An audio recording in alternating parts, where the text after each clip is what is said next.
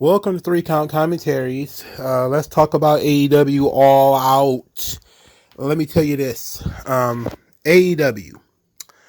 Boy. I mean, they literally are very liberal with your time. I mean, they take a lot of it. This was legitimately a 4-hour show, 4+ hours. The main event didn't get to the ring until 11:30. I mean, Jesus. The show started at 8 o'clock.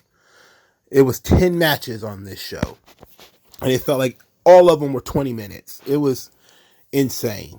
I will say it was slightly better than All In because in between naps, I actually watched some of this show, which was probably more than I watched of All In.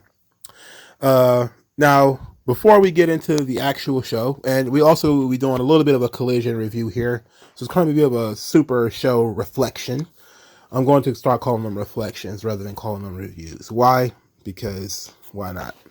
Anyway, there was some information that came out of the scrum that might be worth talking about. But before we get to Jack Perry's indefinite suspension, let's talk about some of the other things that I heard about this show.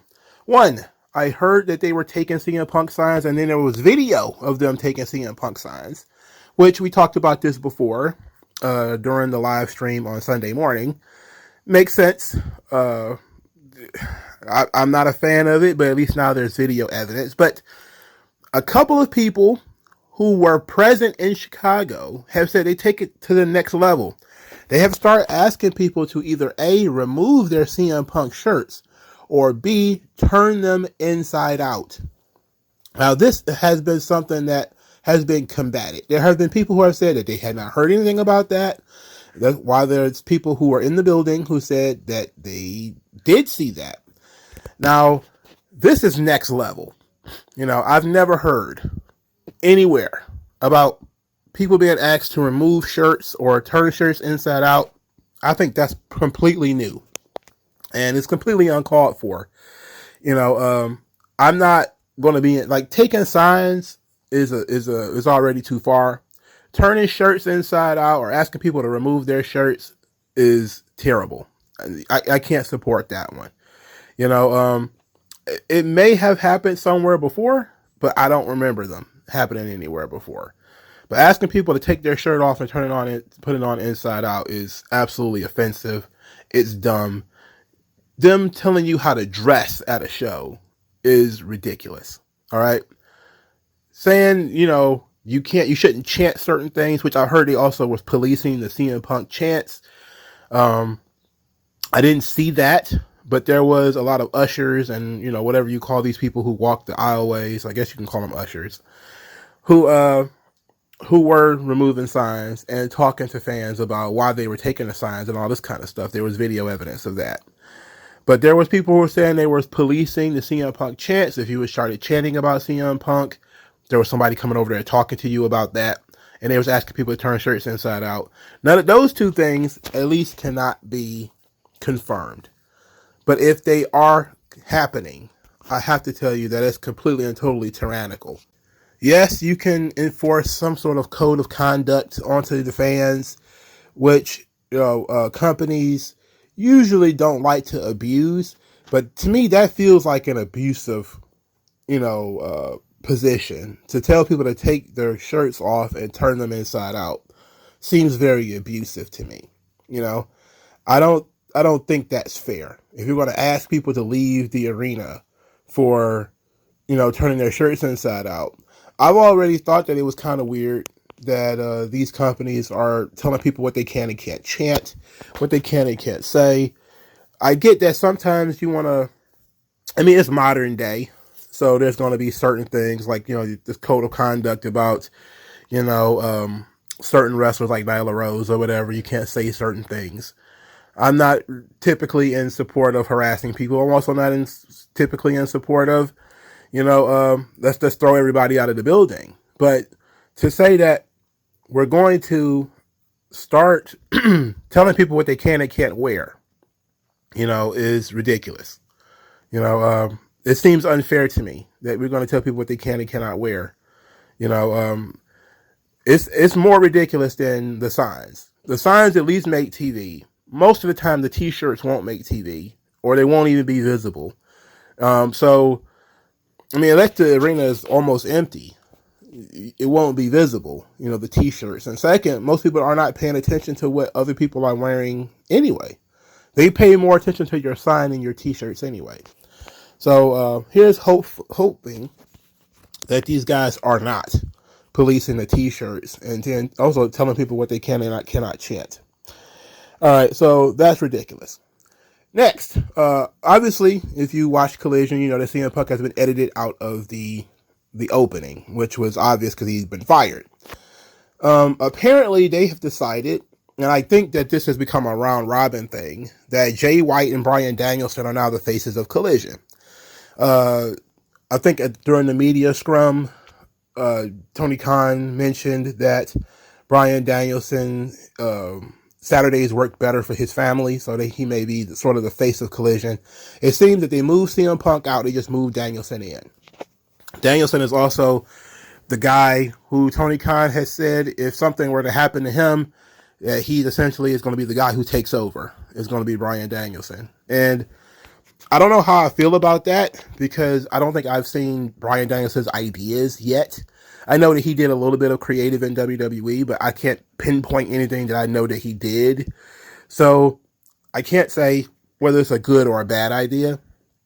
But to say that you're skipping over the EVPs for Bryan Danielson is pretty interesting, If something would have happened to Tony, if he was to break his leg or, get hit by a bus, Bryan Danielson is the guy who's going to be running AEW Creative and not Kenny Omega. I think it says a lot about Tony Khan's faith in Kenny Omega and the Young Bucks. And you have to question, why are they the EVPs? It seems like they're the EVPs only because they named the company after them, and it's a way to appease their ego. Because if they're not next in line after something happens to Tony Khan, I don't even see what the point of these guys are. They can't control their own creative anymore, apparently. So they're not in the creative capacity. I'm not sure if they're still hiring and recruiting talent. I think they hired and recruited all of their goddamn friends already. So do they know anybody else that they can hire? I don't know. But very interesting piece of business that Bryan Danielson is going to be the guy who takes over if something happens to Tony. And apparently he's going to be the guy that's going to be slotted into the CM Punk spot as the boss man of Collision. And I'm cool with that. I think that's a way of trying to save the show. Because there's a lot of people who are saying, like, okay, without CM Punk, what's Collision? And now Tony Khan's just kind of like, it's the Danielson show now. And everybody's kind of like, yeah, you know what? We like Danielson. Okay. So that was a nice little catch. Everybody who was worried about Collision, don't worry anymore. Bryan Danielson's going to be the guy. And apparently, if it's not just him, it's going to be also Jay White. I don't know about that. I know Jay White is not that known in this country. So, and they haven't done a really good job of getting him over. He's been doing a lot of mid-card stuff and still is. So we're not sure if Danielson can hold the show on his own, but I think we're fairly confident in Danielson's ability to draw people. But Danielson is not the personality that CM Punk is. So it's going to definitely take a hit, because at least CM Punk is a personality. Danielson is, like I say, he's Kane in Kung Fu. He's Ryu from Street Fighter. He just wants to have matches. And he'll come up with a reason, I guess. But he just wants to have matches. And if he could wrestle matches in his own garage without leaving his house, he would do it. All right, so let's finally get to the one piece of the thing that came out of the scrum that matters. And that is that Jack Perry has been suspended indefinitely from his part in All In. Good. That's the best response you can have, is good. Good. Now, what does indefinitely mean? Indefinitely isn't permanent. He's not fired. So that means that he's suspended until which time Tony Khan has decided that his suspension is up. So he's probably going to be gone at least, I would guess, at least 60 days. I would imagine at least 60 days. I would be offended that Jack Perry started this incident in London. It's much like, it's one thing for the kid to act up in class. It's another thing for the kid to act up on a field trip, embarrass you in front of the world. It's one thing for that. It's one thing for your kid to throw a tantrum at home. It's another thing for your kid to throw a tantrum in a grocery store. Parents get infinitely more aggravated when their child is acting up in public than they do when they act up at home. And it seems that stiff, indefinite suspension is because Jack Perry acted up during All In. If he had done this and it was another Dynamite or another Rampage or something like that, it might have been a shorter suspension, I will believe. But because he was forced to fire CM Punk, he probably just decided, we're gonna throw the book at Jack Perry too, and it was the right decision. He instigated this whole nonsense. He should have been punished, even if he did getting his ass beat or getting choked or whatever happened to him wasn't enough because he didn't learn, and he should have learned from All Out, the Brawl Out situation last year. They, watch your tone, watch your tongue, and don't start no shit. He couldn't manage to do that. So now he's in this situation. I don't have a problem with this indefinite suspension. I only hope it's long enough to deter any other people from being ridiculous backstage. But then again, now that CM Punk's gone, I'm pretty sure it's going to be okay now. I'm pretty sure it's going to be all right. All right. Let's get into this show. We're going to start with the 0 Hour, which I didn't watch. I just had it on in the background.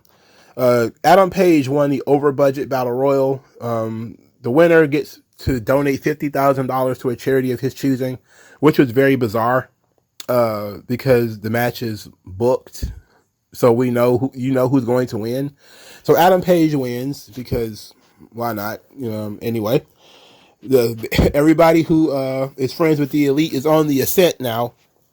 The charity he chose was Chicago Public Schools, which is pretty safe, but it got booed, which is great. I don't know why they waited 2 hours to announce what his charity would be. Hikaru Shida, Willow Nightingale, and Skye Blue defeated Mercedes Martinez, Diamante, and Athena. I didn't watch any of that. I didn't watch any of that. I saw Athena come to the ring, and I was like, you know what? I'll be back when it's over. And I came back when it was over. They did a La Facción Ingobernables vignette, which these little movie-style vignettes, I know people hate, Jim Cornette and all the purists, they hate these vignettes. I liked it. And I thought it made sense. I was wondering why Preston Vance and Dralistico, who are already members of LFI, were getting kidnapped to join LFI, but they actually did a good job to explain it. That Roosh wanted to see their killer instinct, and he wanted to push them to their limit. And he says big name stars mean nothing to him. He wanted to see their attitude. He wanted to see if they were badasses. And after they proved themselves to him, now it's time for them to take over AEW. It's time to bring the violence. And I was like, okay. I like, this is fine. I don't like Preston Vance. Dralistico, I'm kind of on the fence about, but I love Roosh. We need Andrade to be a part of this. I don't know why he's not, but I wonder what show they're going to really feature the LFI on. It seems like it's going to be a Dynamite idea with Preston Vance being there and Dralistico being there. It seems like it's going to be on Dynamite, but, we'll see.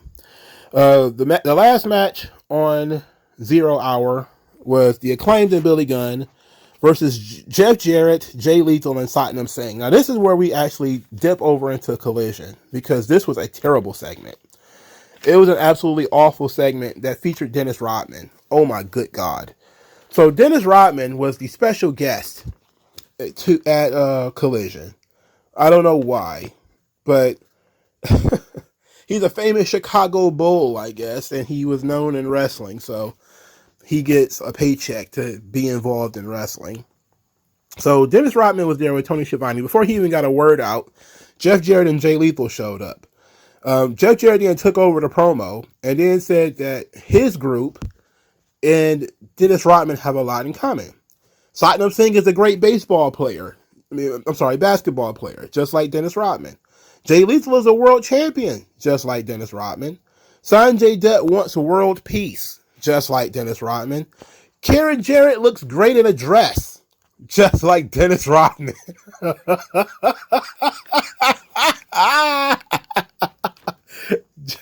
Jeff Jarrett is having too much fun. And Jeff Jarrett Jeff Jarrett and Dennis Rodman were also both members of the NWO. So it's a perfect fit for Dennis Rodman to join their group.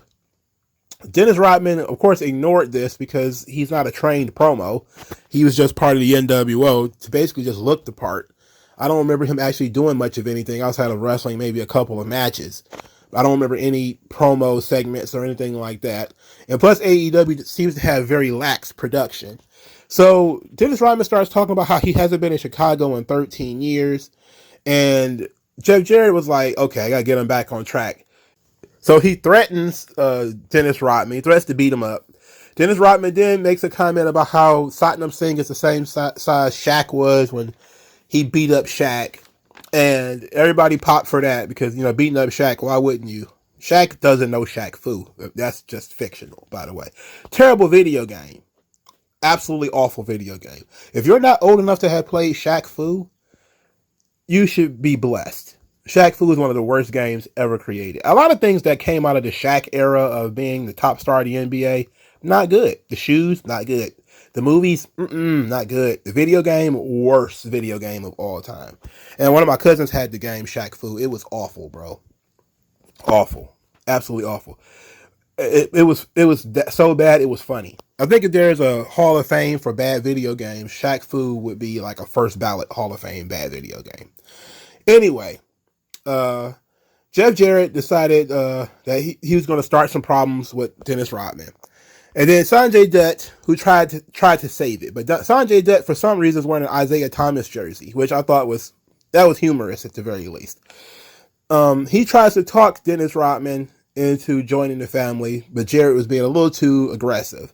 So Dennis Rodman then grabbed Sanjay Dutt by the neck and threw him. This led to Jarrett and the rest of his team jumping in the ring, and the Acclaimed running down to save Dennis Rodman. Billy Gunn wanted to fight, but Max Caster says, okay, I think it might have been Anthony Bowens, one of the other ones, who said, like, okay, we'll fight you guys right now. And then Billy Gunn was like, whoa. You're not going to get daddy ass to fight twice in one night.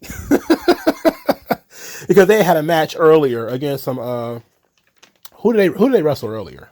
Let's see. Does it matter? No, it doesn't. Oh, yeah, they wrestled Daniel Garcia in 2.0. That was awful too, by the way. That was the match that featured Billy Gunn grinding on Daniel Garcia's face. And I said to myself, this is what Collision is now. Not that it wasn't that before, but now it's definitely the third and fourth hour of Dynamite. It's a completely... I don't know if Danielson took over the show yet, but it's certainly the third and fourth hour of Dynamite. Because the first match you see features Daniel Garcia. And within 10 minutes of that within 4 minutes of that match, Daniel Garcia has not only grinded, but been, had his face grinded on, which is most certainly not something we probably would have saw under CM Punk. Anyway, they agreed to have the match, and that was the match that was on 0 Hour. And Acclaimed and Billy Gunn ended up winning the match. During this match, Dennis Rodman hit Satnam Singh in the head with a guitar. That was fun. It was fine. Jeff Jarrett is finding ways to get on the show, and he's at the stage of his career where he has no shame. Like, he's just doing whatever just to be on TV. So it's working out for him, actually. And I think Sanjay Dutt might have put on the jersey for the 0 Hour show. I don't think he had it on Dynamite. On Rampage. Collision. Shit. I don't know. It doesn't matter. Don't worry about it. Don't worry about the details. Sanjay Dutt was there. He's useless. Don't worry about the details. Sanjay Dutt popped up at some point. So let's get into the main show.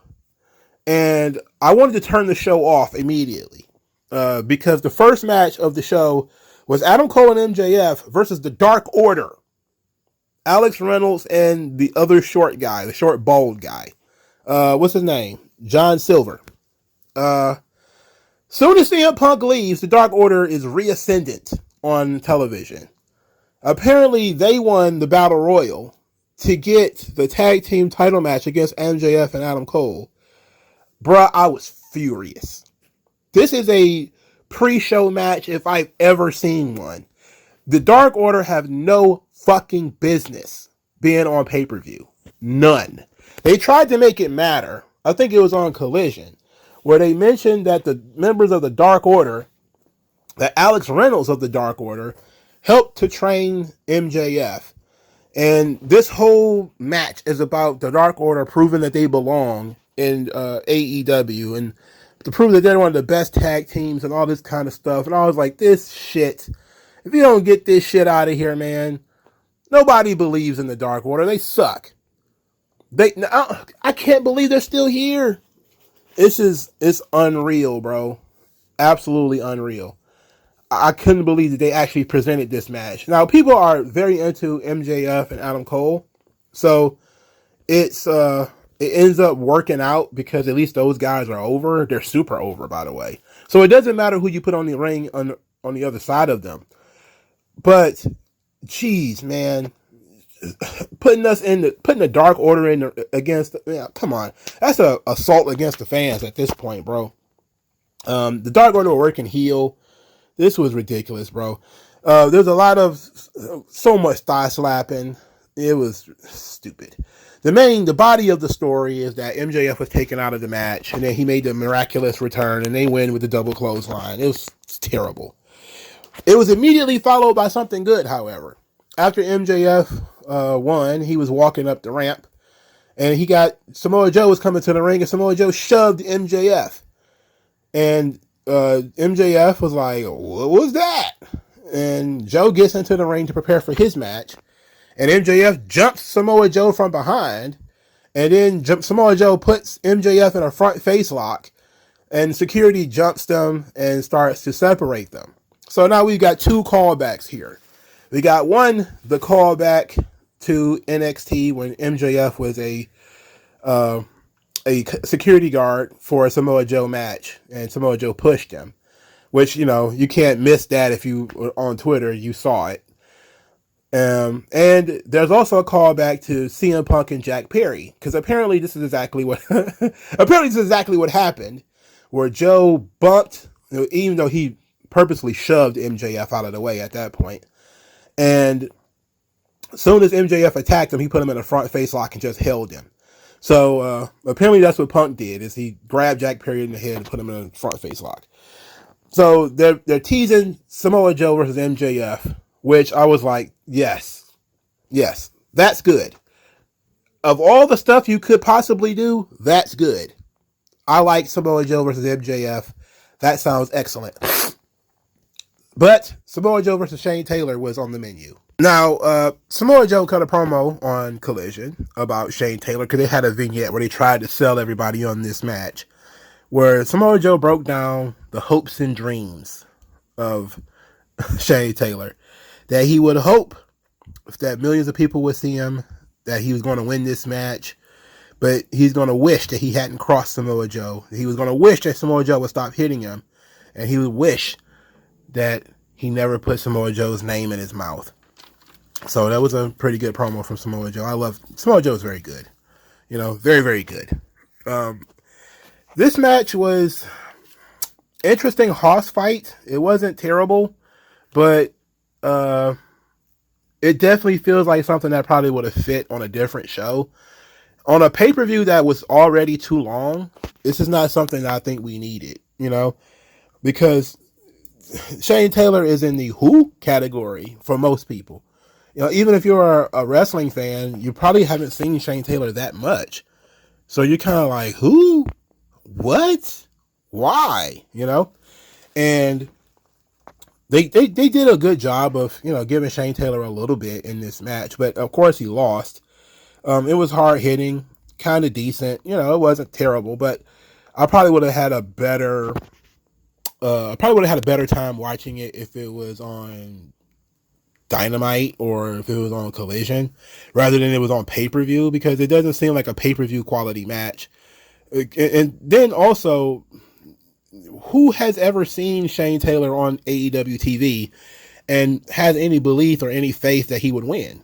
There isn't any. So there's no drama here. So there's just stuff happening. It's just stuff. And to me, once this show was over, I definitely had to reflect and say, if this show was shorter, I probably would be better about it. And this is one of the things, the first two matches, I guess you could say, on this show, I would have taken off the show because they had no business being there. And there's plenty more coming that had no business being there. But the first two matches definitely were better off being on Dynamite and Collision and that kind of stuff and not being on an AEW pay-per-view. I just don't see the reasoning. Because the Dark Order, who cares about them? And Shane Taylor, who knows about him? The next match they had booked for All Out initially. So at least this match was meant for this show. Luchasaurus versus Darby Allin. They had been building up this match for a little while now. So it's at least something that was promised on pay-per-view that they're delivering on. Luchasaurus wins the match. They actually did a good job of making him seem very dominant and like a killer here. Because Darby Allin has been involved in so many very violent matches lately, and he's been, stretched to the limit in some, and having multiple feuds. They actually worked his back injury into this match, and he was absolutely getting just destroyed by Luchasaurus. Now, this is a story that would make sense if they wasn't also telling it with Orange Cassidy, but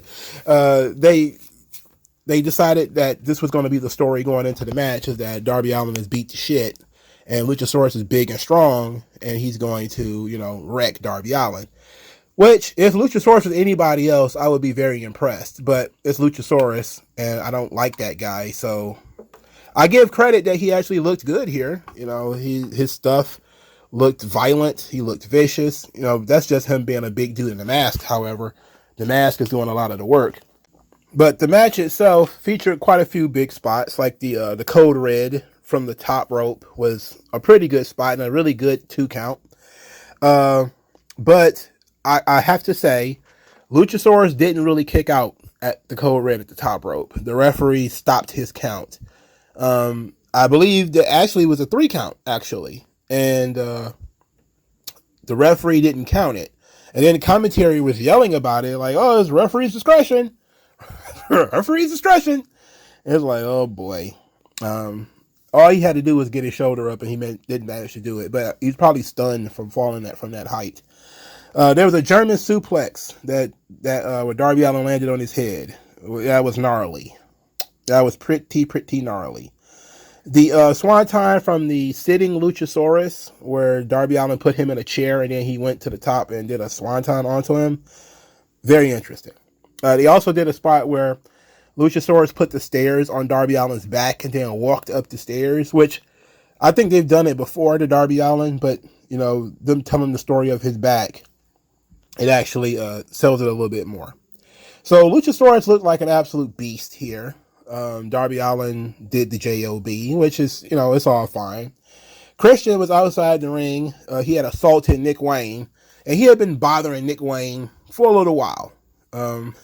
He taunted him on Collision, too. This comes out of Nick Wayne and Commander wrestling against Aussie Open, and they lost because it's Nick Wayne and Commander, and why in the world were they even on this show? Anyway, Nick Wayne he was upset at Darby for forgiving AR Fox. And Darby Allin quickly came out there and gave us a pretty good reason why he forgave AR Fox. And I want to give them credit again. This was a good patch. Darby Allin says that he had a falling out with Nick Wayne's dad. And they didn't talk for 3 years. And during that time, Nick Wayne's father passed away. And he wished he had talked to him. And so it taught him that to let go of hate and to let go of grudges. And he was hoping that Nick Wayne would do the same thing. And he said he doesn't ask him to do it today.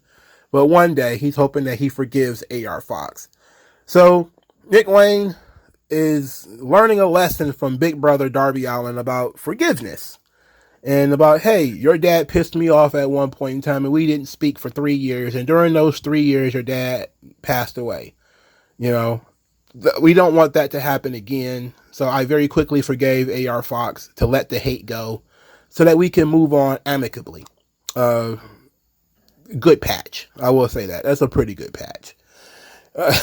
Whether it's true or not is irrelevant. The point is that if you tell the story that people regret holding grudges, then it could actually lead you to forgiving people more for your own sake than for their sake. Because that is what forgiveness is about. Forgiveness is all about yourself. It's very much about you letting things go and you not holding the grudge. And so, okay, that was fine. So then Christian comes out there and he starts to torment Nick Wayne again by saying that he shouldn't have said the things about Nick Wayne's father, but then said that he missed an opportunity to talk to Nick Wayne's mom and that he should slide into Nick Wayne's mom's DMs, which is, that's brutal. This is brutal, bro. Then he called Nick Wayne Darby Allin's personal pity project and that Darby Allin is a loser in life, and that he said he should bring a towel to the ring because he's going to need to throw it in to save Darby Allin. And they actually did that spot here in the TNT Championship match where Christian brought the towel and told Nick Wayne to throw it in. Nick Wayne, of course, refused, and he ended up getting beat up by Christian and Luchasaurus.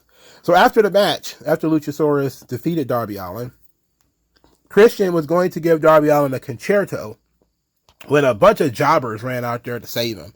Just a whole gaggle of jobbers. There's a bunch of people that have no business being on this show, but they were on the show anyway. So, interesting stuff. I guess they're gonna continue this feud because it doesn't seem to be over. It's not looking over. Also, I heard that Christian is re-signed with AEW, which, good for him because this is an easy job. He doesn't have to really work. He gets to stand around and talk and cut promos and, say things that, are getting him a lot of heat. He's in a good spot here in AEW. He can wrestle every once in a while, but he's getting a lot of attention. I don't necessarily like him with Luchasaurus, but it is what it is. If I wish they had put Christian with somebody else, literally anybody else. What if Christian and Wardlow? That could have worked. It had to be Luchasaurus. Okay, whatever. But he's in a good spot, and there is, of course, the question of whether WWE was even interested in Christian. They didn't seem to be interested before, so why would he be interested in him now? But, whatever. They also started calling Luchasaurus the most complete big man in wrestling, which seems very vague and also very specific at the same time, which is still not true, especially if you watch this next match. Miro versus Powerhouse Hobbs. Oh, baby. Miro versus Powerhouse Hobbs. Oh, my goodness. What an impressive pro wrestling match. Now, on Collision, they built this thing up just a little bit by having Powerhouse Hobbs crush some jobber. And for Miro to come down there, they brawled a little bit before Hobbs ended up fleeing. But this match was the only match on the show I cared about. This was the only match. This match got my full undivided attention. And brother, these guys went out there and did excellent. This should have been a coming out party for Powerhouse Hobbs. We'll see if it actually turns into something. But this was the Powerhouse Hobbs coming out party. And not in the way that other people come out. All right. For starters, when they did the collar and elbow tie up, Jim Ross is like, they lock up like grown ass men. And that set the stage for what we were going to see here. I mean, these dudes were just, they laid the lumber. They went in, the big clothesline or lariat by Hobbs. Miro lays in the 10 beats he borrowed from Sheamus to Powerhouse Hobbs. It was great. Hobbs ends up kicking out of the Machka kick. I don't know what the hell he calls it now. Powerhouse Hobbs also powered out of the initial camel clutch, or the game over as they call it. I don't know why they call it that. But it was great. Miro kicked out of the spine buster, and he ended up submitting in the camel clutch the second time that he was put in it. Wasn't a fan of that. And plus it was kind of sloppy because Hobbs was barely in the move when he gave up. I think Miro had a problem holding him in position, and it fell apart right there at the very end, where just as Hobbs was tapping out, Miro didn't have a good grip on him. which was a nice. It was a smudge on this match, but overall they had a good length of match. Both guys looked great. They landed their shit in. It was intense. It felt like two adults have. It was a very mature match. This was something that you would have seen in a high level pay per view several years ago. You know, in the 80s and 90s. You know, two big meaty men slapping meat. And if I remember correctly, the crowd was chanting meat as they were like hitting each other. You know, so this was excellent. If you don't watch anything else on this show, watch this. This is good. This is really good stuff. After the match, Hobbs offered his hand to Miro. Miro hesitated, but then shook his hand. And then Hobbs attacked him from behind anyway. After attacking Miro, there was strange music playing. Then it was Hot and Flexible on the Trons. And I'm like, oh, what? And then we get CJ Perry, otherwise known as Lana. It took her 2 years to get to AEW, and you know, now here she is. She runs to the ring with a chair. Hobbs looks at her, ignores her, and then goes back to doing what he was doing with Miro, and then she hit him in the back with the chair. He got up, was going to do something terrible to CJ, and then Miro hit Hobbs with the chair, and Hobbs started to flee. CJ Perry and Miro share the ring together, and Miro is looking at her like he's seen a ghost. She's, you know, wanting a hug or something, and Miro is just kind of like, oh, what is this? And he gets out of the ring. So he was surprised to see her, looks concerned, and it's like he's kind of like he saw Dracula or something like that. He's like, what is this? And then he's like, no, go away. No, leave me alone. And he walks up the ramp. So they're telling the story now that he has forsaken everything, you know, including his hot, flexible wife. But his wife hasn't given up on him. So she's there now to help him. And he's going to reject her help. He's going to turn from it. So they're going to tell a classic love story where, you know, she's going to have to win him back, essentially. She's going to have to bring him back from the madness. And if that's what they're going to do, I like it. As long as it doesn't change Miro as a character, because I love what he's doing right now, then yeah, it'll work out for me just fine. But this was good. Everything that involved Miro and Powerhouse Hobbs was good. CJ making the save, you probably could have said, well, it could have been somebody else, but Miro has said that he forsaked everybody else. He doesn't believe in God. He believes he's his own God now. And he was in a position where he needed some help. You know, this big jack dude is beating his ass. You know, he got attacked from behind. And he got a little bit of help, but it wasn't from where he expected it to be. So that was very good. I like this. Then we got to the TBS Championship match, Ruby Soho versus Chris Statlander, and I promptly was like, okie dokie. I can not quite take a nap, but, you know, I could ignore this. I did. I was fighting sleep at this point, bro. 5 matches in, I was fighting sleep. So the previous night on Collision, the Outcast cut a promo where Saraya and Ruby are still friends. And Saraya was, of course, talking about winning the championship in front of her family and friends, and now it's Ruby's turn. Ruby says that Chris Statlander has never beaten her and can't beat her, and she's going to bring the championship back to the Outcast, the TBS title back to the Outcast. And they were asked about Toni Storm, to which Ruby Soho mentioned that Toni Storm was half naked, throwing her shoes at birds backstage, but she's going to be okay. She's just a little frustrated. So they wrestled on Collision as a unit that night. They defeated Chris Statlander, Britt Baker, and Hikaru Shida. At this point in the match, Tony elbowed Saraya mistakenly, and they kind of got into it. Ruby ended up pinning Britt Baker with her finisher, which I was surprised by because Britt Baker, what's going on with her? She's not on this show. She's been an afterthought for months now. You would think that as a top star in the company, they would have her at least doing something in terms of a personal feud.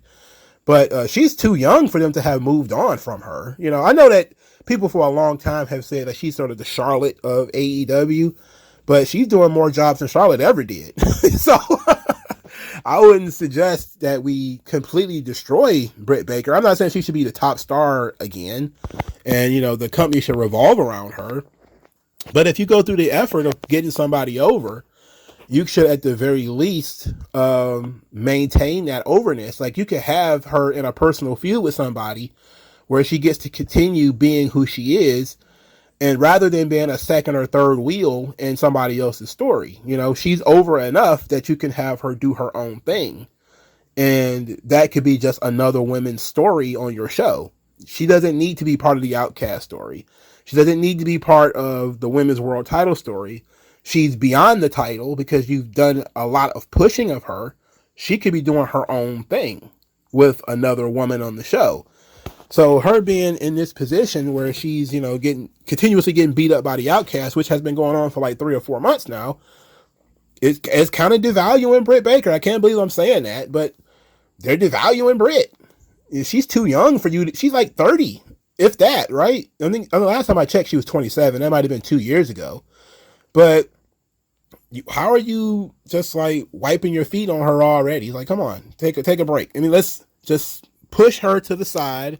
Take somebody that you want to get over, like a Sky Blue or a Willow or somebody like that, and have them in a feud with Britt Baker, because Britt's already over. She can cut promos. You know, she can talk her shit. She doesn't need to be the champion. And let them do their thing over there. And then the Outcast can do their thing over here. And then Chris Statlander can do her thing. You can have more than one women's title thing, and you can not shove everything together, you know? Anyway, the Outcast won the match despite the fact that Toni Storm hit Saraya. So when the TBS title match happened, it's just Ruby and Saraya out there. Everybody's wondering where Toni is. Chris Statlander was in a bad predicament. Saraya gets the aerosol can, which they've been using for the last several months to spray people in the eyes. They sprayed Britt Baker in the eyes on Collision. So now they're like, okay, we're going to spray Statlander in the eyes and we're going to beat her. But Toni Storm slid from under the ring and she snatched the aerosol can from Ruby Soho, which surprised Ruby, and she was like, what the hell? And all of a sudden, Chris Statlander hit her finish and won the match. So Chris Statlander wins, which of course was the obvious choice. But they're now starting to set up the Ruby-Toni match, which, for starters, Toni stole on Ruby at All In, but she forgave her for that. And now she's cost her the TNT title. She seems to have a real problem with Ruby. You know, like, there needs to be like a personal issue between her and Ruby. But Toni Storm being sort of this crazy character, why are they turning her babyface? I don't know. I think the character works very well as a heel. I don't know why they're turning her babyface. It doesn't seem like that's the right move. I know that people are entertained by the character, but she's a heel. You know, that's what makes her entertaining. She's the overly confident Hollywood starlet who is, you know, better than everybody. That's her gimmick. That's her character. That's what, you know, she's been getting over the past couple of weeks. That's a heel character. Are you going to turn that babyface against Saraya and Ruby? I don't think so. I don't think that's a good idea. I think she should be a heel. So anyway, she helped Chris Statlander win. And we'll see where it goes from there. The next match, also very good. Strap match. Ricky Starks versus the Dragon.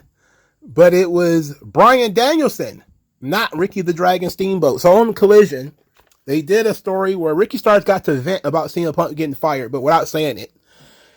Most of this promo was about Ricky Starks talking about how he's tired of starting over. He's like, you can't put a lid on a boiling pot because I'll boil over. And he's partners with Big Bill because he believes in Big Bill, because Big Bill had to start over from addiction. He talked about being tired. He talked about being frustrated. He's tired of starting over. He's tired of this. He said he had to watch All In because there was no time for him. And he says that he's calling his shot right now. He's not going to let this pass him by, which is why he wanted to fight 70-year-old Ricky the Dragon Steamboat. Now, before we get into Steamboat's part of this thing, it was clear that Ricky Starks was very frustrated about CM Punk being fired because CM Punk was sort of his main supporter. So when he says, I have to start over, meaning that he was in a story with CM Punk, and now that's over because CM Punk got fired. And now, he was being pushed, but then Cody left. I was going to say Cody got fired, but he didn't. He left. And he had basically suffered because nobody was thinking about him. And now he gets a good spot. He gets to showcase what he can do. And the guy who was pushing him, who really believed in him, who was behind him, got fired. So now he basically took this time to talk about his frustrations. It ended up working out in terms of the character, but you could tell that this was a shoot. He was shoot pissed that he has to basically continue to deal with people who don't really believe in him and his talent. So then Ricky the Dragon Steamboat came out there and said that on the social media, because he kept saying the social media, on the social media, you never saw the Dragon complain about the whipping. And then he brought a contract and it says Ricky Starks versus the Dragon. And then Ricky Starks signed it. And then Ricky Steamboat says, everybody knows me as Ricky Steamboat. Everybody knows me as Ricky the Dragon Steamboat. But you also know this guy. And then here comes Bryan Danielson, who is known as the American Dragon. Now the Dragon.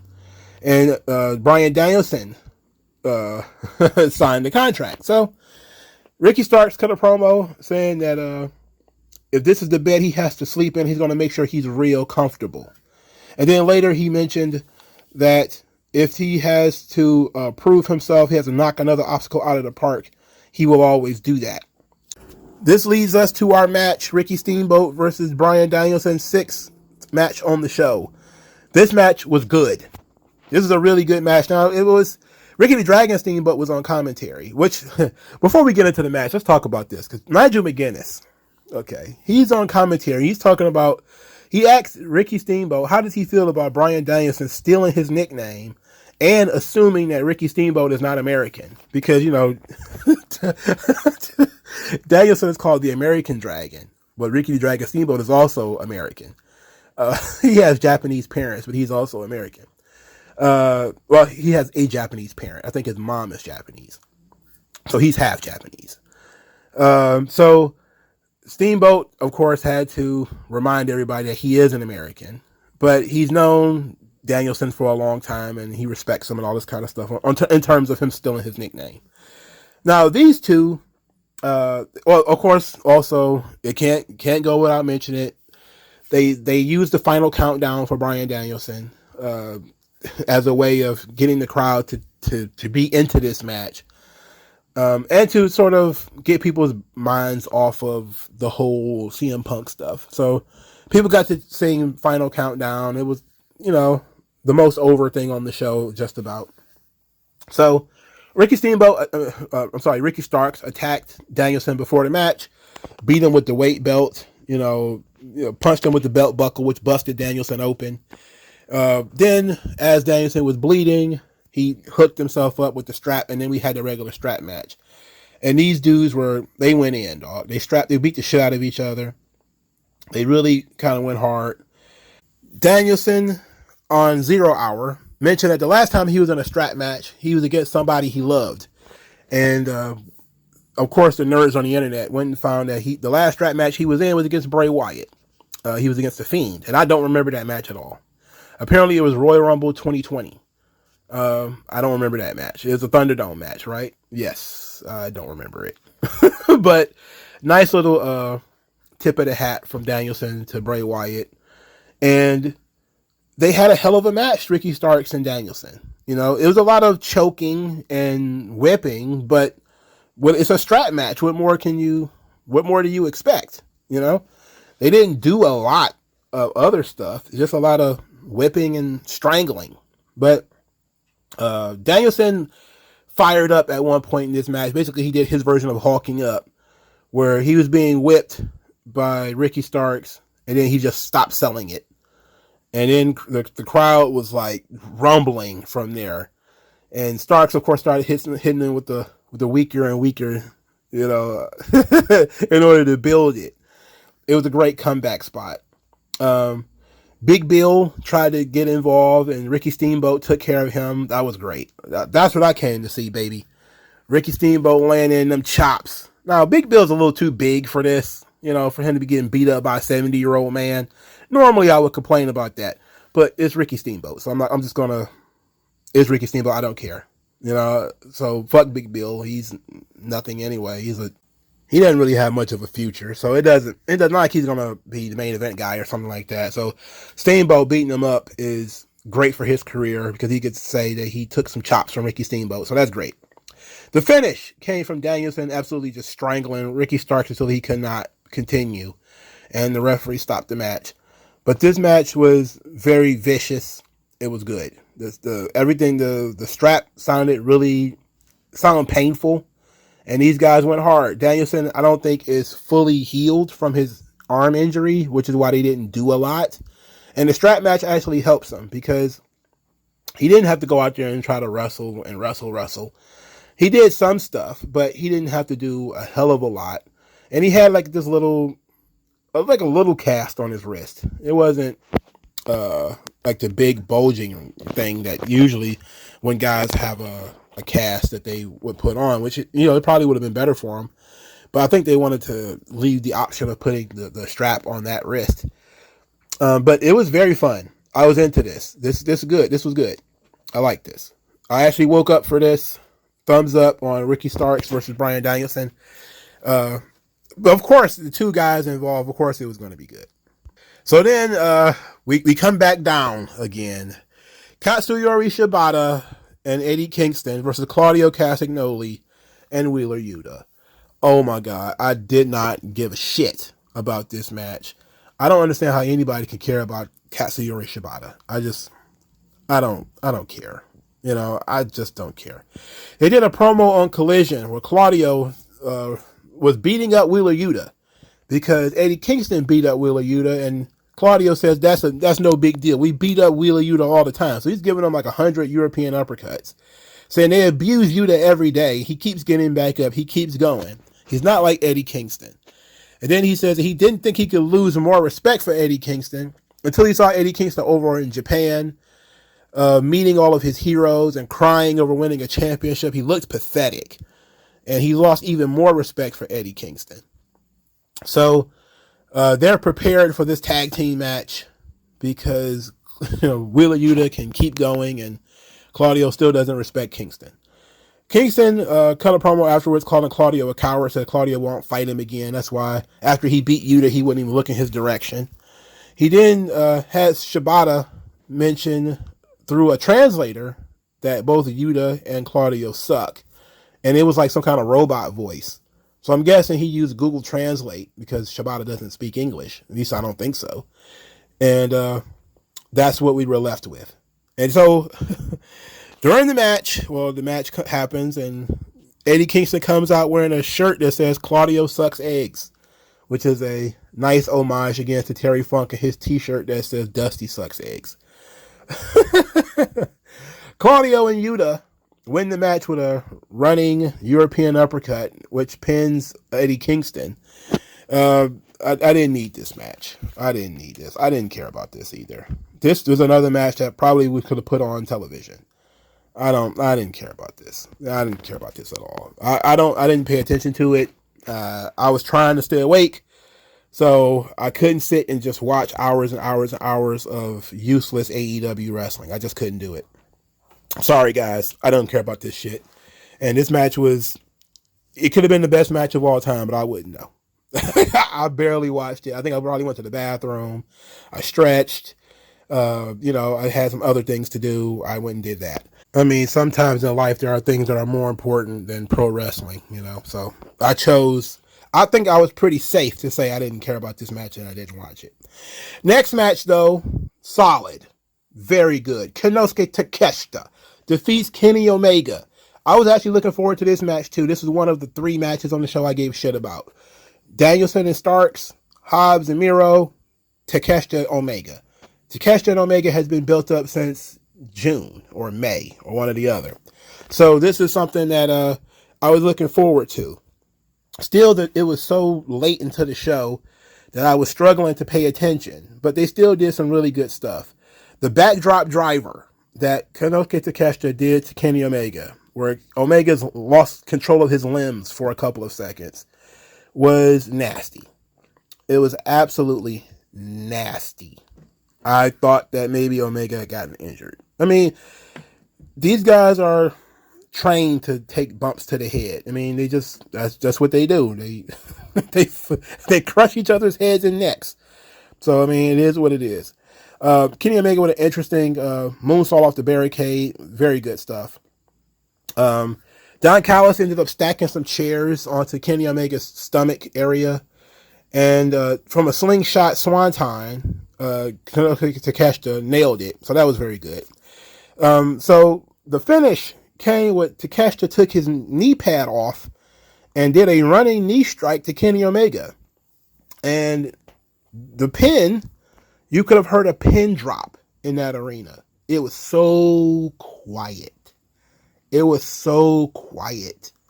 Like, that's the one thing that really jumped out at me is how quiet it was after the pin. Like, I think nobody believed that Takeshita would win. Even I didn't think he would win, for Christ's sake. I thought he would hang in there. I didn't think he would win. But the surprise of Konosuke Takeshita winning really took the crowd by storm. It was also kind of not a finish that they really built to, as much as it was sort of a surprise. It was sort of a shock finish. Like, you expected Kenny Omega to kick out, and he didn't.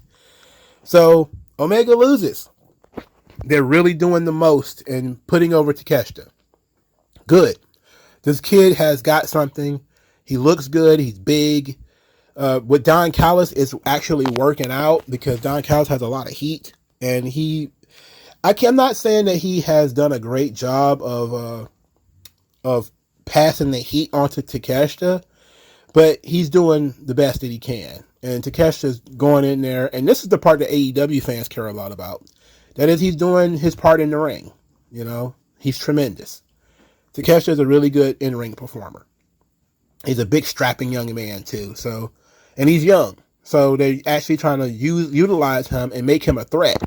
And not having Kenny Omega beat him right out of the gate is a good way of doing that. So you could continue the feud by Omega losing. And again, to Konosuke Takeshita. That's 2 pay-per-views in a row. So we're probably going to have to do something in order to, I guess you could say, revitalize Kenny Omega, resuscitate Kenny Omega. He's probably going to have to go back to Japan and become, the cleaner and all this kind of stuff again and come back and whatever their next pay-per-view is. I think it's Wrestle Dream, which was a joke. What a joke name that is. I know there was a WWF Wrestle Dream. I had to look it up because I'm not a wrestling nerd who knows all about Japanese pro wrestling. So I looked it up and I was like, this looks terrible. It's a bunch of Japanese guys. And then there's also like Randy Savage and Hulk Hogan. Okay, whatever. Anyway, I think Wrestle Dream is their next pay-per-view. And it seemed like they might do something where Omega leaves TV for a while. And, he kind of has to come back as the cleaner, as a different version of himself in order to beat Takeshita. And they told a good story here. Takeshita was supposed to be the new updated Kenny Omega. This is all, of course, according to Don Callis, who is upgrading from Kenny Omega. And they're doing a good job of making it seem like Takeshita is that guy. So, like, he is more than what you have been thinking that he is. Now, it would be great if they do more with him on television. And this kind of leads into the main event, but I don't want to skip too far ahead. But Jon Moxley won the international title. Oh, no, spoilers! But anyway, I thought Takeshita should have won the international title. It would have been better for him. Moxley didn't need it. But, so it would have been, to me, it would have been better if Takeshita would have won the international title. Then he could have had a championship, and that could be the next step is on beating Kenny Omega, then beating Orange Cassidy, being a champion, going on a nice little title run, and then Kenny Omega comes back and beats him either for the title or just beats him. That would have been a much better character arc for Takeshita and would give Don Callis so much to talk about in terms of he is responsible for the success of Kenny Omega. He's also the responsible for the success of Tenosuke Takeshita, and we can see Takeshita's success by having him have a championship, having him in a big, meaningful match against Kenny Omega that he won, and then when Omega returns and says that he could do it on his own, and yada yada yada, he beats Takeshita, it would have been a little bit more meaningful. But I think that's just going to be a mild criticism. It's not like a huge game-changing criticism. Okay, so Takeshita winning was good. All right, so the next match, oh God, it was so long. Oh my God. They having these guys eat up so much time. On Collision, Dax Harwood was defeated by Jay White and was pretty much the longest match of all time. This match was so long. I was like, oh my God, why is this match so... This match felt like it was 40 minutes. I'm pretty sure it wasn't. But my God, how long this match was on Collision. Fuck. It was a good match. But my goodness, why do they insist on these matches being so long? This match was so long. Fuck. Anyway, Jay White won the match. Ugh, praise God. But before the match, Cash Wheeler threw up the big X, the CM Punk X, during the entrance. That got a lot of people's attention. I didn't have a problem with that. I think they should do it every time now. I was very disappointed when he didn't do it on All Out. I was very disappointed he didn't do it in All Out. Jay White, after Jay White wins the Bullet Club Gold, they jumped FTR, and then the Young Bucks made the save. Okay. So then afterwards, Matt Jackson of the Young Bucks, or was it Nick Jackson? It was Matt Jackson. He ran around the ring with his hands in the air, which some people have taken to symbolize a victory lap over the Young Bucks being on Collision, when they were previously banned from Collision, I guess, and a victory lap over CM Punk being gone. Now, this did not make television. This was after the cameras had shut off. We don't know whether he knew that or not, but it doesn't matter. Now, there's a lot of people who have feelings about this. I don't really. I said it before that the Young Bucks won. You know, they won the war. They got rid of CM Punk. That's what they wanted to do. So what more is there to, like, you're mad that they're bragging about it? I guess even if it's vague bragging, I'm not that surprised. That's why I wish that Cash Wheeler had thrown up the X. I wish both of them had done it, you know, as a way of not continuing the feud, but of, you know, saying that there's still some people out there who support CM Punk. So I really don't have too many feelings about Matt Jackson doing what he did. The Young Bucks are petty. We already know that. As soon as they came back, they did a biting spot, you know. It was one of the first things they did when they came back. So, of course, they're going to mock CM Punk being fired. You know, of course they're going to mock that. Why wouldn't they? You know, they're idiots. Of course they would. So, this tag team match, Bullet Club Gold versus FTR and the Young Bucks, I don't like it. I didn't like it. I didn't want to watch this. And this match was super long. This match was long, too. I was legitimately nodding off during this match. I was like, I don't care about this. I don't care about the angle. I like Jay White. FTR is okay. I like the Gun Club. But the amount of time that they give these guys, it's too much. It's possible for you to have a good 10 to 15 minute match. I swear to God it is. And this match could have been 10 or 15 minutes, as far as I know. But it was so late in the day, it's after 11 o'clock at this point. I'm like, oh my, this show's 3 hours already. You know, and I've been watching so much wrestling, and some of these matches have been so long. And I'm just kind of like, oh, this feels like a Collision main event that they put on this show.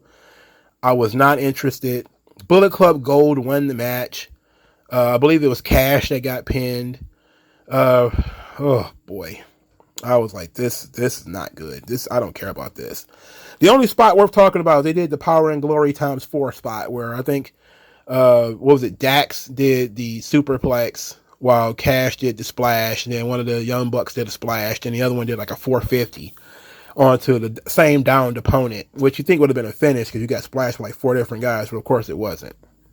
So, I mean, that's just the nature of the beast right now in pro wrestling, that you get hit with 100 moves and you still manage to kick out. But it was what it was. It might be one of your favorite matches on the show. I didn't give a fuck about this match. Juice Robinson is in it. So I'm like, I don't care. I probably would have different emotions if this match had come earlier. If there was 3 other, this is another one of those matches for me that shouldn't have been on this show. Like, we didn't need this match. If you could have cut out this match and then the first 2, and then maybe Statlander and Soho, and took all of those matches out and made this a 6-match show, it probably would have been a much better show for me. But because it was a 10-match show and every match is at least 15 minutes, I was furious, B. This match, pass. The main event, however, was interesting. I struggled to watch this because I really don't like Orange Cassidy. But I did like the build-up to this match. Now, you may say the build-up, it was stupid. You had Orange Cassidy wrestle Penta, and then the winner had to fight Jon Moxley. I'm not talking about that. I'm talking about after that. After that, they did a really good job of having Jon Moxley put over Orange Cassidy. He put over Orange Cassidy very strongly. So on the promo on Collision, Moxley talked about being the rock in which waves crash upon, and even making the seas very still. He said that 31 men tried before Moxley to beat Orange Cassidy. 31 men failed. And you can't do that in the majors. In the major leagues, in the major wrestling companies, you don't get 31 straight wins over top opponents. He says Orange Cassidy people have called him a cosplay wrestler. Well, who's he trying to be? In his eyes, Orange Cassidy is the real thing.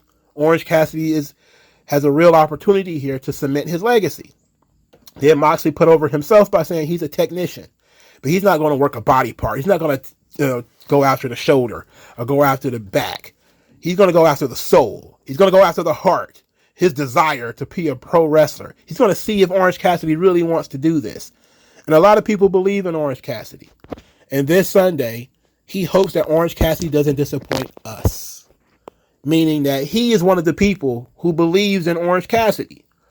This was a very strong promo from Moxley.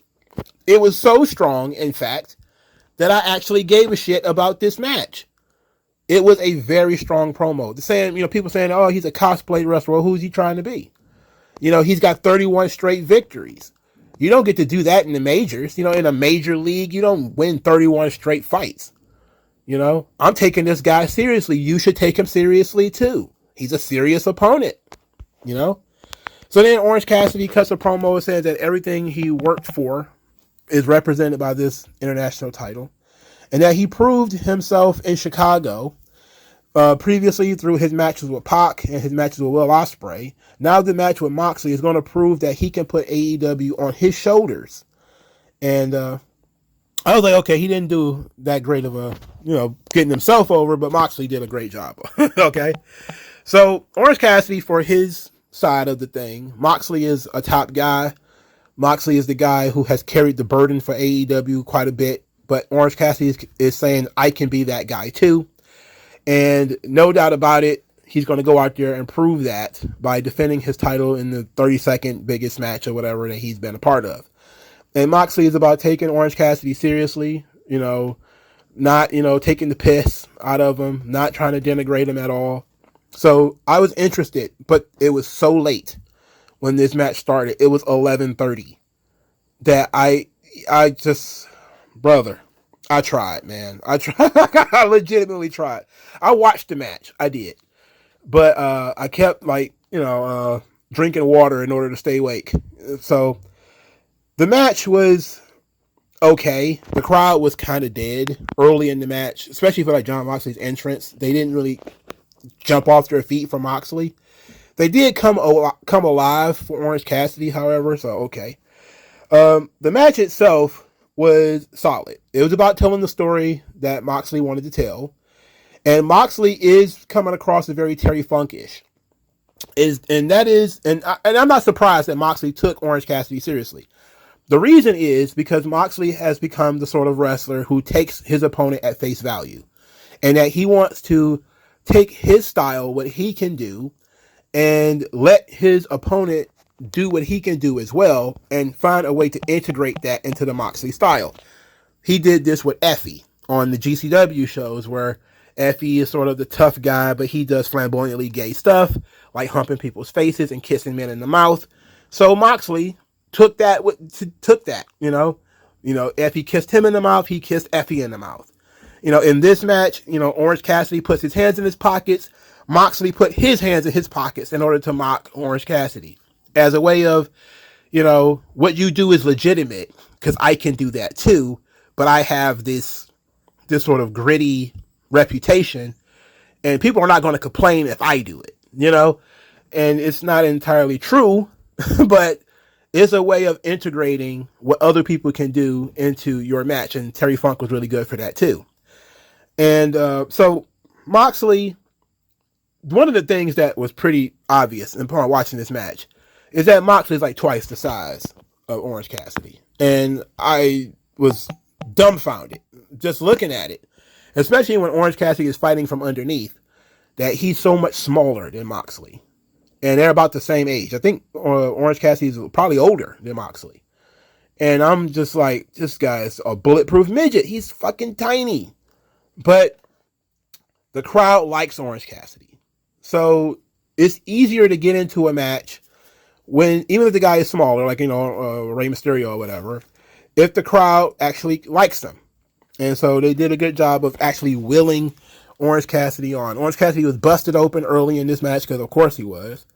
Orange Cassidy had to survive Moxley being a violent idiot. So Moxley pulls up the mat on the floor, and he's going to power drive or DDT him on the floor. He ends up countering it into a white noise, what they call a beach break on the concrete floor. So Moxley got to be Wile E. Coyote for a second and set up his own destruction.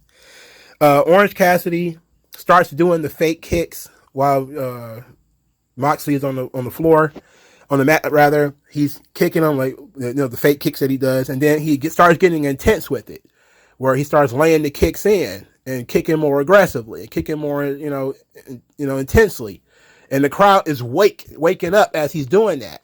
So they're showing you, Orange Cassidy's fire, how tough he is and how he's willing to keep going, and that he's taking this seriously. And then he ends up getting hit with a Death Rider. He doesn't get pinned. He kicks out of the first one.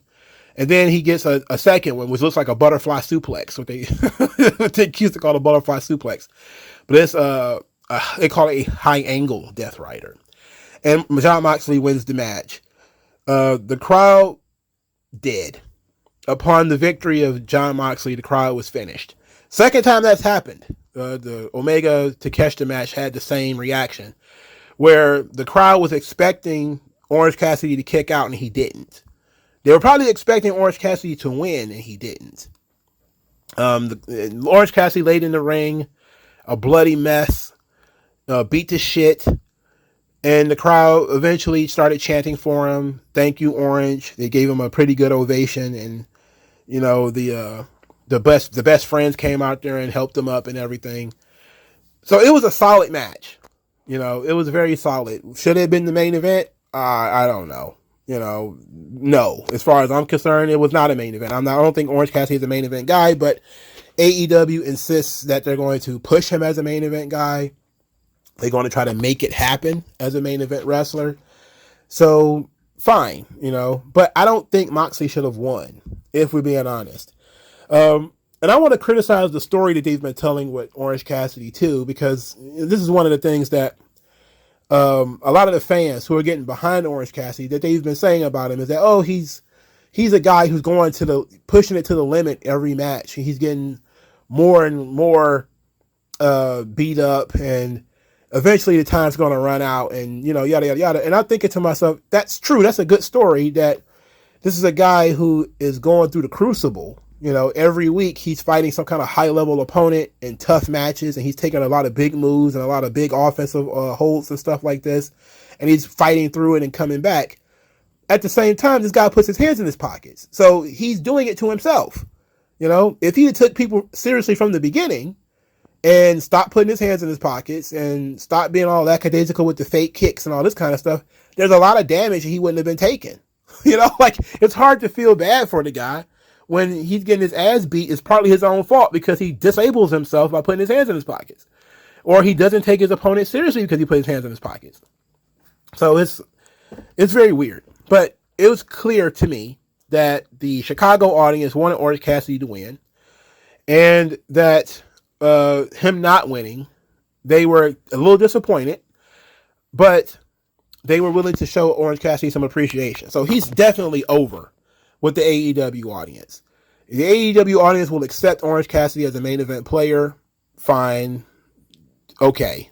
That doesn't mean I have to, but the AEW audience definitely likes Orange Cassidy as a main event player. What does this mean for him in the future? Him losing to Moxley, I'm guessing this frees him up to do something else. Maybe he'll end up wrestling for the world title, which I figured was going to happen anyway. I still think that Orange Cassidy losing to Takeshita was probably the better choice, in terms of getting Takeshita over, and preparing Orange Cassidy for higher level opponents. But at the same time, having Moxley, who is a bona fide world champion, main event wrestler, beat Orange Cassidy, it I guess you could say protects Orange Cassidy, because a lot of the people that Orange Cassidy has beaten has been mid-card guys, just various random mid-card guys. So having him not lose to another mid-card guy is protection. But at the same time, if you'd have chose Takeshita beat Omega. So it would have been fine, because, by transitive property, if Takeshita can beat Omega, he can certainly beat Orange Cassidy. And it wouldn't be that big of a deal. Because Jon Moxley also beat Kenny Omega. But the point I'm thinking is where's Orange Cassidy going from here? If he's going up to the main event to wrestle main event guys, then him losing to Jon Moxley didn't make sense. He should have beat Jon Moxley, because then that would have proven that he was on the main event level. Him losing means that he's an upper mid-card guy, and that's sort of his ceiling. And that, wrestling perennial main event guys is probably not something. He can hang with them, but he can't beat them. I would have had him beat Moxley, personally. And I thought that was the reason why he was in the main event, is that he could win the match and be solidified as being a main event talent. But they didn't go that route. I don't know. Whatever. But it is what it is. So the show was very mid. It was mid as fuck. And to be quite honest, if you'd have took 5 or 4 matches off this show, it probably would have been much better. I definitely could have lived with Moxley and Cassidy being the main event if there was not 10 matches on the show. I definitely could have lived with it. But there being Dark Order is on here, I'm just like, no way. Shane Taylor, come on. It's just, come on, man. I don't know. Like, it's, and I think part of the problem also is that there seems to be this idea that, AEW has something for everybody, which is a good conception to have when it comes to a wrestling show. It's something for everybody. But the show still can't be this long. The show still can't, just because, like, you go to a buffet, right? It's a la carte. You can go and you can pick what you want to participate in. People don't really have that attitude towards wrestling shows, because you have to sit through the whole thing. It's not like the matches are released in like 20-minute blocks and you can pick whatever match you want to watch, and that's your version of All Out. You don't have to watch the rest of it. It's like you're proposing this 4-hour show in which there's 3 matches really worth watching, but you have to sit through the rest of this shit in order to see the matches that you want to see. And people are going to be tired in doing so, whether they're at home or whether they're in the arena. They're going to be tired. So if you weren't interested in Moxley versus Orange Cassidy, you had to wait till 11:30 for the match to start, for Christ's sake. So it is what it is. I had to sit through a lot of trash to see the matches that I wanted to see. And that feels very unfair to me. It feels very unfair to me. It's okay to have 1 or 2 matches as buffers that people don't really care about. I know Payback did that too. It was a short card. And maybe you have 1 or 2 matches on there that are kind of like, if people don't like it, okay, we're just giving them a break before the next big match. But when you have 10 matches and then the first hour almost is who that? It's like, it's ridiculous. Some people have said this was better than All In. I think it was better than All In, if we're being honest. Takeshi and Omega, Moxley and Orange Cassidy, Miro, Hobbs. Okay. Those matches, and Starks and Danielson, those 4 matches are better than anything that we saw on All In. But it was weighed down by so much other crap that I cannot, honestly, I say that they're about equal, honestly. Because what All In was weighed down by a lot of crap too. I wanted to see MJF versus Adam Cole. I wanted to see Will Ospreay versus Chris Jericho. But it was weighed down by so much crap that I was just kind of like, I wanted to see Samoa Joe versus CM Punk too. But at least that went on first, so I didn't have to complain too much about that. But when the show is weighed down by garbage, it's hard to give it an overall great rating. Now, AEW, if you're an AEW fan, you probably love the show, all 4.5 hours of it or whatever. But for me, this show was entirely too long. They need to do something in terms of time management, where not everybody gets to work a 15-minute match or a 20-minute match or whatever. Not everybody gets to be on the card. All right. That's the one thing that Triple H is doing in WWE that's pissing people off, is he didn't put Gable and Gunther on the card at Payback. And then you get to the idea, like, okay, if he had put that match on the card, the show would have been probably 20 minutes longer. And another one of those, that Rhea Ripley, Raquel Rodriguez match would have felt even worse, because it would have been like, okay, this didn't need to be on the show at all at this point. So I get it. Making the hard decision of not putting everybody on the show. Not everybody can make the card. Not everybody can get the big payday. Put some matches on Dynamite. Put some matches on Rampage. Put some matches on Collision. Leave only the purest pith. Stuff that you absolutely have put a lot of time and effort into. Put that stuff on pay-per-view. Keep the rest of that stuff off of it. It's probably the best option. So maybe underbooking the show and letting it over-deliver like Payback is a lot better than overbooking the show and it under-delivering, which has been AEW pay-per-view since the beginning of AEW. All right. Thank you guys for your time. Like, share, subscribe. I'll talk to you guys later. Peace out.